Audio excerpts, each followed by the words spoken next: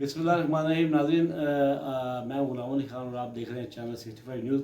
आज हम आपको एक बहुत ही खूबसूरत और मज़ेदार और टेस्टी जो है ना उस चीज़ को काट कर खाने का वो तरीका ही बताएंगे। तरीका तो आता है लेकिन चले एज एक शौक़ है और लोग देख के इसको मज़ीद खाएंगे।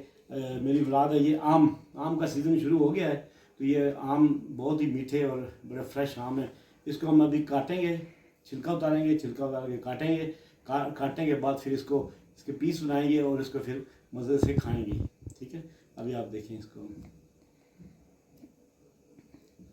ये इसको काटने का अमल शुरू हुआ है।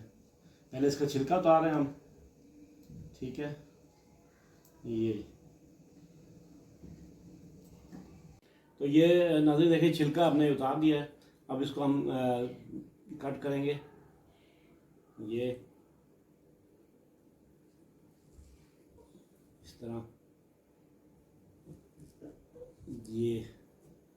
ये बहुत ही मीठे और टेस्टी आम है और इस तरह पीस करके काट के ठंडे करके इनको खाने का अपना ही मज़ा होता है। ये अल्लाह पाक ने पाकिस्तान में जो है ना हर किस्म की सौगात रखी हुई है, हर किस्म का फ्रूट है गर्मियों में सर्दियों में, तो इसका हमें भरपूर इसका फ़ायदा उठाना चाहिए। और इस तरह भी काट लेते हैं ताकि ये क्यूब्स बन जाए। उसके बाद इसको हम मिल के इकट्ठे बैठ के सारे खाएंगे। ठीक हो गया। ये मैंने पहले कभी किया नहीं, वैसे आज फर्स्ट टाइम ही कर रहा हूँ, इसलिए ताकि इसको खुद खाएं भी और साथ आपको भी खिलाएं भी और आपको बताएं भी। ये इसके क्यूब्स बन गए, पता नहीं सही बने गलत बने, बन गए। अब इसको दूसरी तरफ से